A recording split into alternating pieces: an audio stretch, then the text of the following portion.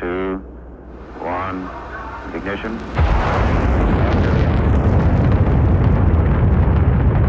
Ça, c'est ce qui se passe dans la tête de Chloé quand elle a enfin compris à quoi sert la dérivée d'une fonction.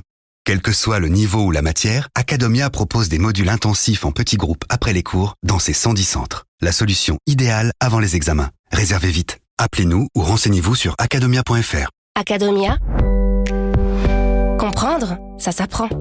Bonjour à tous, c'est à nouveau Olivier Duhamel, de retour pour l'épisode 8, le dernier de notre série Nos présidents dans la tourmente, donc avec l'actuel président Emmanuel Macron, où l'on va retrouver des grandes constantes dans la façon qu'ont des présidents de subir puis d'essayer de régler des tourmentes, mais aussi de l'inédit. Je ne me retirerai pas. Ici on est pour se rassembler entre gilets jaunes. Alors, vous allez nous en parler de cette affaire de diamant? Je vous ai dit ce que j'avais à dire. De l'autre barricade, et maintenant les barricades sont en feu. J'ai un mandat du peuple, je le remplirai. Donc avec Carla, nous avons décidé d'assumer. Je n'ai pas d'autres commentaires à faire sur ce sujet. La lune de miel. Tous nos présidents, à peine élus, ont eu une belle popularité. Seule sa durée varie. Alors lui, Macron, c'est le top. C'est le jeune qui, si tôt dans sa vie, arrive à l'Élysée. C'est celui que personne ne connaissait et qui réussit une incroyable élection. Écoutez Nicolas Poincaré, en direct pour Europe 1, le 7 mai, au Louvre. Emmanuel Macron, absolument seul, qui entame la traversée de la cour du Carrousel du Louvre. Alors c'est une très grande cour, hein. Il est arrivé par le fond, tout seul, il y a un éclairage autour de lui, il apparaît sur les écrans géants et maintenant on commence à pouvoir le voir réellement. Très solennel, très sérieux, portant un certain poids sur les épaules, peut-être le regard qu'il cherche autour de lui. Il l'a sans doute voulu, ou ses communicants l'ont voulu, cet instant, cette longue traversée de la cour du Carrousel. Donc un homme seul, on en parlait tout à l'heure, sans sa femme, Brigitte, qui n'est pas à ses côtés dans ce moment assez solennel. Oui, la grande différence avec les prédécesseurs, hein. Il n'est pas question de venir avec les enfants de son épouse. Même pas son épouse. Un homme seul. Et dans quel décor? Le Louvre. L'élu du peuple. Le seul qui est élu, lui, par tout le peuple. C'est dans le fond le summum du rituel premier de la présidentialité. Et puis, derrière, vous avez les élections législatives. Juste derrière. Et comme ses prédécesseurs, quand les législatives ont eu lieu juste derrière, déclenchées par François Mitterrand en 81 et en 88, organisées par nos institutions pour Jacques Chirac, Nicolas Sarkozy, François Hollande, il obtient la majorité absolue aux élections législatives.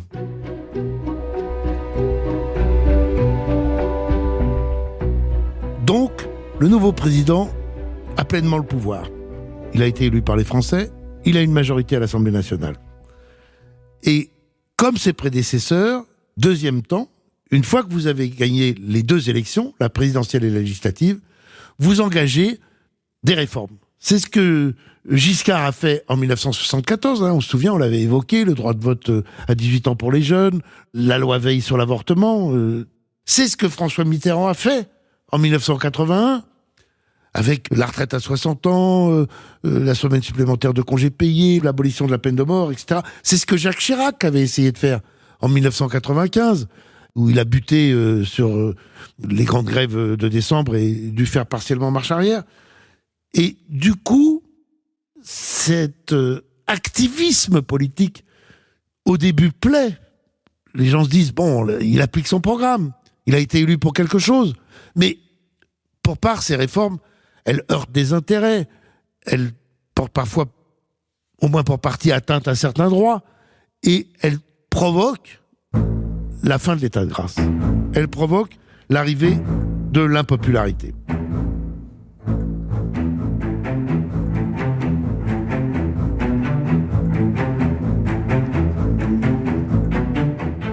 la seule année 2018, entre janvier et décembre, il va perdre 21 points de popularité, tomber de 44% qui lui font confiance à 21%.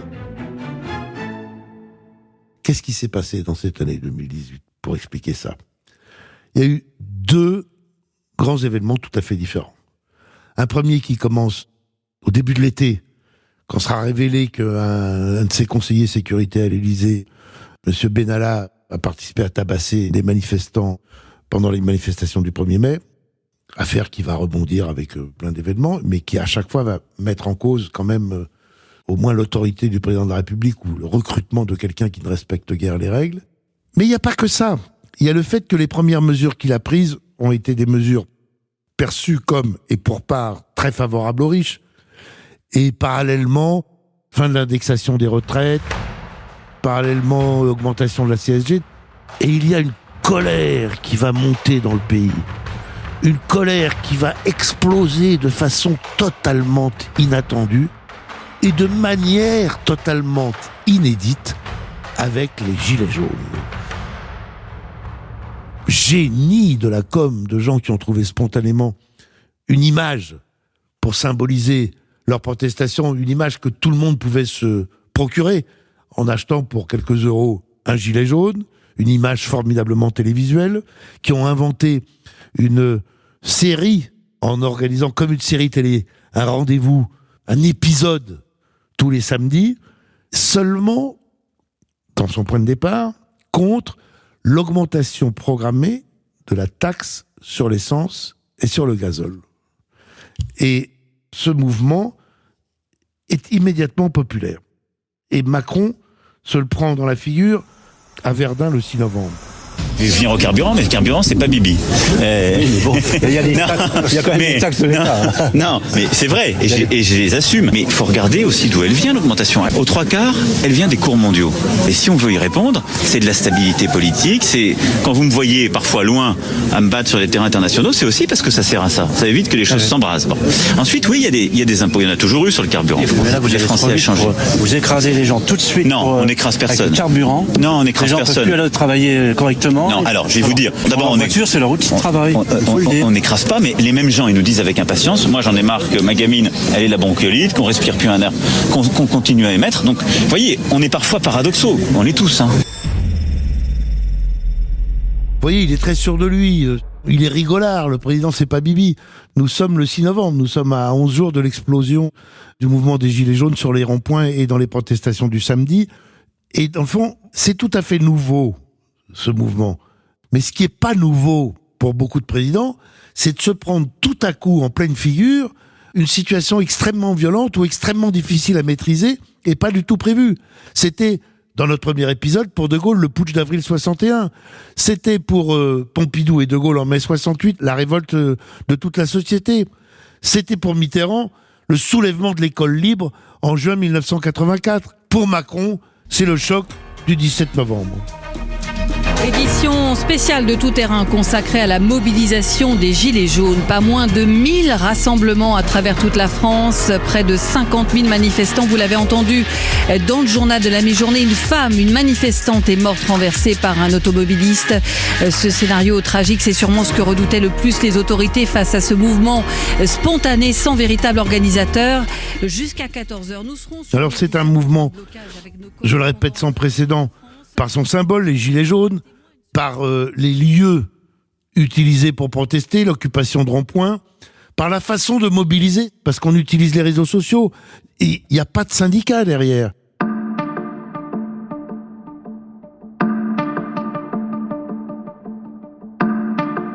Et comment réagit le pouvoir ? Le pouvoir, face à ces mouvements, au début, il fait toujours la même chose. Au début, il tient bon. Il ne se rend pas compte qu'il va falloir reculer, concéder. Sauf que le mouvement, lui, continue, prend de l'ampleur, ou en tout cas, s'il ne prend pas de l'ampleur en nombre de protestataires le samedi, et même ça va plutôt aller déclinant, bénéficie d'un soutien populaire relativement stable, et à un moment donné, le pouvoir se rend compte que ça ne peut pas continuer comme ça. On ne peut pas avoir tous les samedis des protestations et des actes de violence. Violence verbale croissante à l'encontre de Macron lui-même avec des cris « Macron démission, Macron démission ». Violence physique entre les gilets jaunes et les forces de l'ordre. Violence contre des monuments, et le plus symbolique d'entre eux, l'Arc de Triomphe, saccagé, et des images qui font le tour du monde. Le pouvoir ne peut pas laisser faire ça éternellement. Et donc, au bout de l'histoire, comme précédemment, le pouvoir recule. C'est Emmanuel Macron qui s'en charge le 10 décembre en direct de l'Élysée. Ce sont 40 années de malaise qui ressurgissent. Malaise des travailleurs qui ne s'y retrouvent plus, malaise des territoires, villages comme quartiers, où on voit les services publics se réduire et le cadre de vie disparaître, malaise démocratique, où se développe le sentiment de ne pas être entendu, malaise face au changement de notre société, à une laïcité bousculée et devant des modes de vie qui créent des barrières, de la distance. Sans doute n'avons-nous pas su depuis 1 an et demi y apporter une réponse suffisamment rapide et forte. Je prends ma part de cette responsabilité. Il a pu m'arriver de vous donner le sentiment que ce n'était pas mon souci, que j'avais d'autres priorités. Je sais aussi qu'il m'est arrivé de blesser certains d'entre vous par mes propos. Je veux ce soir être très clair avec vous. Si je me suis battu pour bousculer le système politique en place, les habitudes, les hypocrisies, c'est précisément parce que je crois plus que tout dans notre pays et que je l'aime. Et ma légitimité, je ne la tire d'aucun titre, d'aucun parti, d'aucune coterie. Je ne la tire que de vous, de nul autre. Les reculs du pouvoir, ils se font toujours, dans ces cas-là, en 2 temps. Dans le fond, ce qui ressemble le plus à la situation de l'hiver 2018-2019, c'est mai 68. C'est-à-dire c'est un mouvement imprévu et que le pouvoir n'arrive pas à maîtriser. Dans un premier temps, il fait une petite concession, et comme ça suffit pas, il en fait une grande. Donc en mai 68, il y avait eu les petites concessions de Pompidou, faire libérer les étudiants, ouvrir la Sorbonne. Et il y a eu les très grandes concessions de Grenelle, augmentation de 30% du SMIC, section syndicale de l'entreprise, etc. Et là, vous avez eu des petites concessions début décembre, où d'ailleurs sur un mode assez drôle, si on ose dire, parce que le Premier ministre a annoncé qu'il faisait un moratoire, donc il suspendait l'augmentation des taxes en question, et le président de la République, le lendemain, a déclaré qu'elles étaient supprimées. Bon. Et comme ça suffit pas, il a fallu que le président de la République, lui-même, cette fois, monte au créneau et lâche beaucoup, beaucoup plus. Accorder une augmentation d'au moins 100 € pour les personnes payées au SMIC ou autour du SMIC, revenir sur l'augmentation de la CSG pour les retraités de moins de 2 000 €, accorder la défiscalisation des heures supplémentaires et demander enfin aux entreprises d'accorder des primes de fin d'année. Pour la partie qui revient à l'État, ça correspond à 10 milliards d'euros, donc une somme assez considérable. Est-ce que ça suffit ? Non, ça suffit pas. Quand vous avez une révolte de cette importance, il faut, je continue mon parallèle avec mai 68, il faut une réponse sociale et il faut une réponse politique.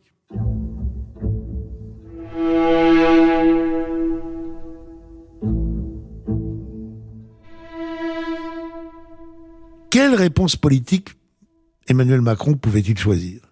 Et là, c'est très intéressant. Parce que nos armes constitutionnelles classiques ne pouvaient pas fonctionner. L'arme classique, par exemple, en mai 68, ça a été la dissolution. Et triomphe gaulliste aux élections qui ont suivi. L'autre arme classique, c'est le référendum. Et c'est comme ça que le général de Gaulle a mis fin à la guerre d'Algérie. Ou, c'est comme ça, mais ça s'est retourné contre lui, qu'un an après mai 68, il a perdu le pouvoir. Et là, Macron, il sait que s'il fait un référendum, ce sera comme de Gaulle. Hein. Il se prenait le nom, quelle que soit la question. La dissolution, ben, il se prendrait une vague Front National, les députés En Marche n'auraient en aucun cas la majorité, et il a une majorité hostile à l'Assemblée, et il se retrouve en cohabitation dans les pires conditions. Donc il faut qu'il trouve autre chose. Et là, à mon avis, chacun l'appréciera comme il veut, là il a été bon parce qu'il a inventé un truc. Le grand débat national. Il a inventé de dire à tous les Français, eh ben venez vous exprimer sous toutes les formes, écrivez des cahiers de doléances, faites des réunions là où vous voulez pour qu'il en sorte des propositions, et puis on fera des ateliers régionaux pour faire une première synthèse de tout ça, et puis des ateliers nationaux, et au bout de l'histoire, je prendrai des mesures après vous avoir entendu. Alors, est-ce que ça marchera jusqu'au bout ? On verra bien, l'histoire n'est jamais écrite d'avance. Mais ce qui déjà marche, c'est le seul fait d'avoir inventé ça.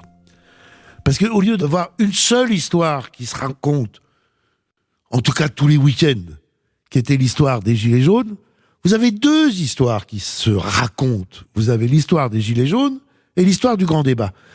Avant, Emmanuel Macron, il ne pouvait même pas sortir de l'Élysée. Quand il est allé au Puy-en-Velay, il s'est fait insulter. Là, dans le grand débat, il a pu venir s'exprimer 1 fois, 2 fois, 3 fois, 6 fois, 7 fois. Il va dans toutes les régions. On peut en avoir marre et trouver que c'est trop. On peut dire c'est de la propagande. Peu importe. Il parle avec des Français et il peut le faire. Donc, il a rebondi grâce à l'invention d'une forme de démocratie, d'une pratique démocratique très, très inédite en France, qui est la délibération. Permettre à chacun de venir s'exprimer.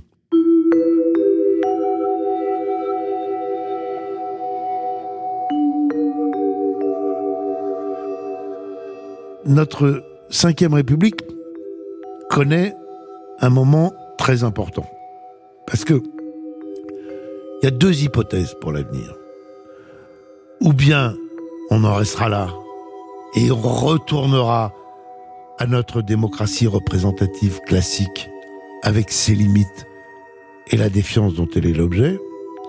Ou bien on pérennisera des formes nouvelles de démocratie participative ou délibérative, appelons-le comme on veut, en créant assemblée de citoyens ou en imposant une fois l'an, avec des lieux et des échéances précises, ces échanges directs avec le pays.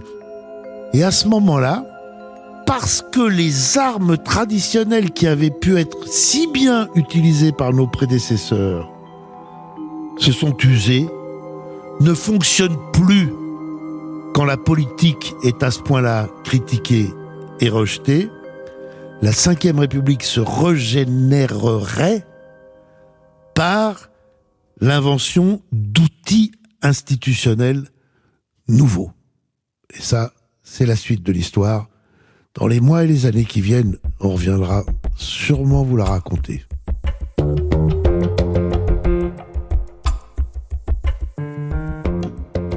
Vous venez d'écouter Nos présidents dans la tourmente, dernier épisode de cette série podcastique. Production Europe 1 Studio, conception, écriture et au micro, Olivier Duhamel, votre serviteur. À la réalisation, un des tout meilleurs, Thomas Caillet. À la préparation, les excellents et excellentes Fanny Rascle, Claire Azan, Paul Lassène. Pour les sons, rien n'aurait été possible sans le service de documentation d'Europe 1. Vous pouvez écouter tous les épisodes sur europe1.fr, sur Apple Podcasts, sur toutes vos plateformes et les faire écouter autour de vous. Et moi, je vous retrouverai dans quelques mois ou quelques années pour la suite de l'histoire.